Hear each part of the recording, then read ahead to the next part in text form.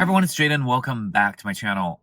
It is about to get dark. I hope the natural lighting will hold until I finish this video.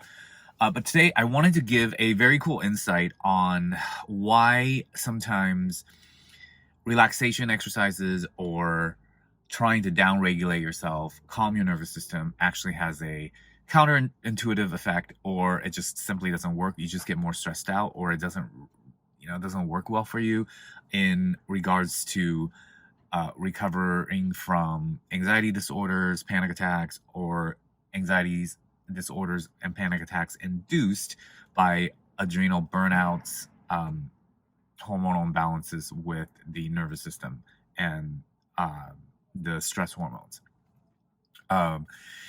If you haven't subscribed, please help me continue to grow my community and channel by subscribing, clicking the like button, and commenting down below, and sharing this information with people who you might think might benefit. And I am not a doctor or a nurse or a therapist, so this is just for your information and education purposes.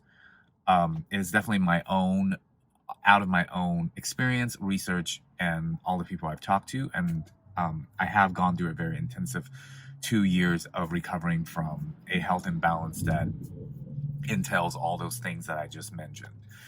And I have talked to a lot of people who have as well. So I've gathered a lot of information and have done a lot of my own research. So that's my intro and my disclaimer, so we'll just get right into it.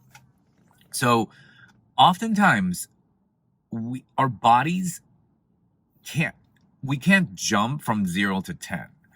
So it makes total sense when you think about things like, oh, if I want to do a workout, I gotta warm up, right?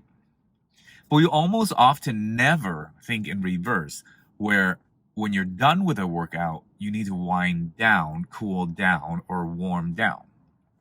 And that's very much similar to the nervous system, because the nervous system had to adapt to that chronic stress lifestyle that you've continuously thrown at it for years, and which eventually caused this type of anxiety disorder, burnout, adrenal issues.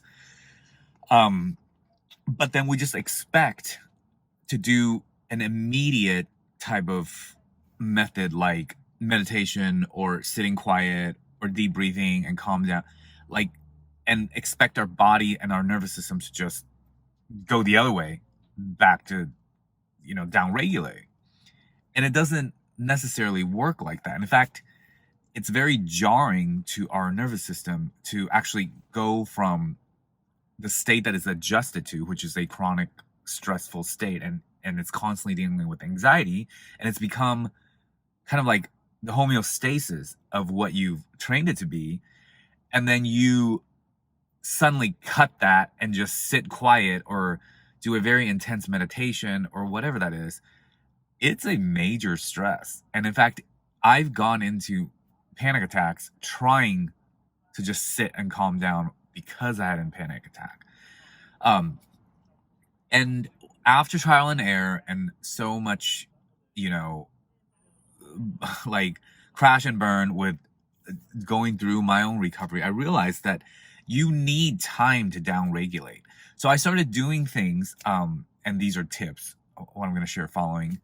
I started doing things like, watching kind of like a not super exciting, but like humorous stand-up comedy, or a sitcom show that doesn't have like massive emotional triggers, but it's just kind of funny and kind of relaxing.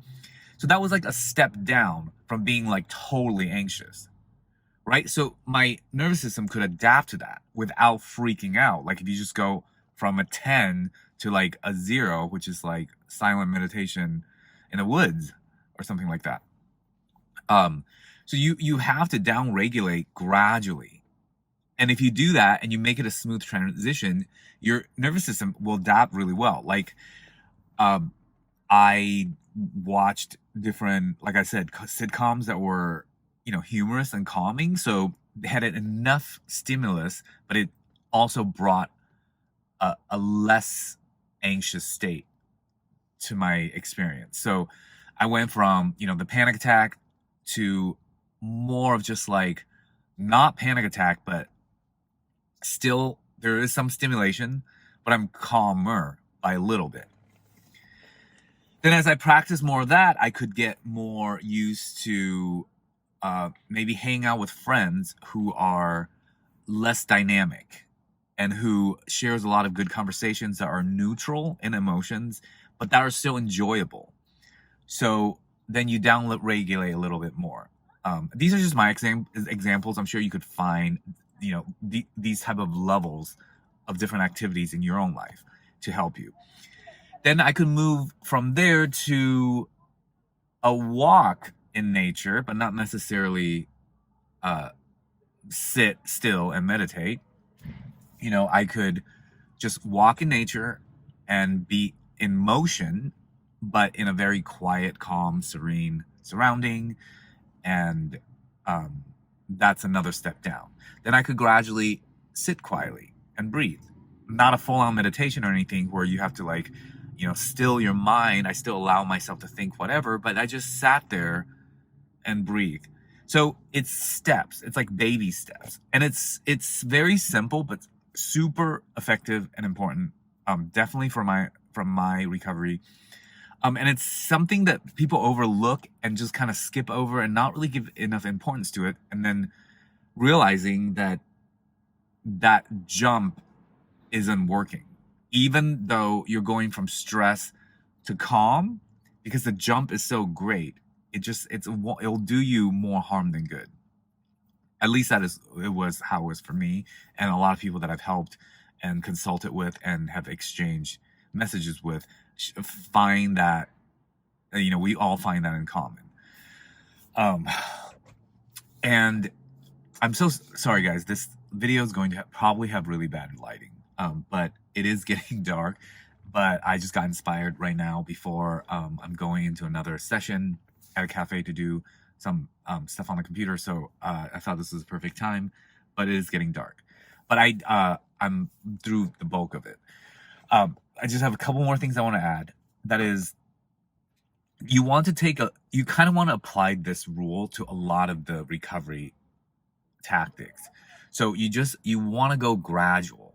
Like if you're in the phase where you're gradually introducing more and more exercise, you need to know how to progress yourself gradually so that you again, it's this gradual adaptation so that your nervous system, your body, your hormone system, like just your overall system can gradually get used to the direction that you want to take it, whether that's down or up.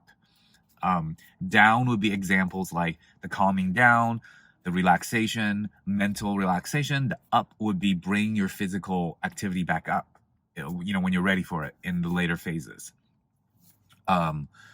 So it's very important, guys, that smooth transition, that step-by-step baby steps, and taking your time with each step, and never make a huge jump, because huge jumps, again, are jarring, shocking to your system.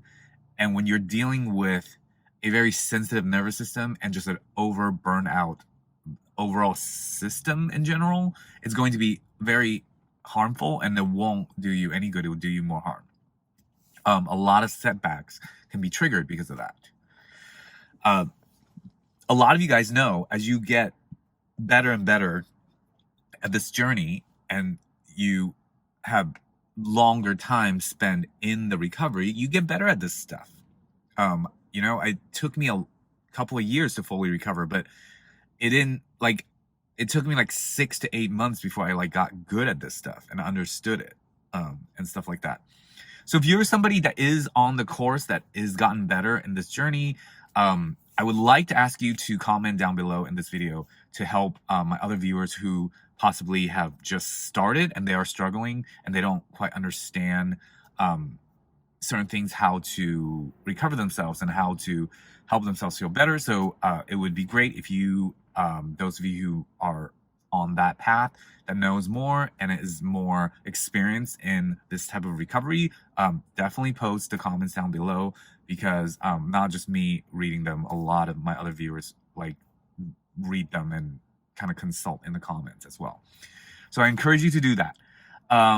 And that's it for the video today, guys. It is definitely getting dark now, and I hope you guys are all doing well, and I'll see you guys next time on my next video. All right, thanks, guys. Have a good night. Bye.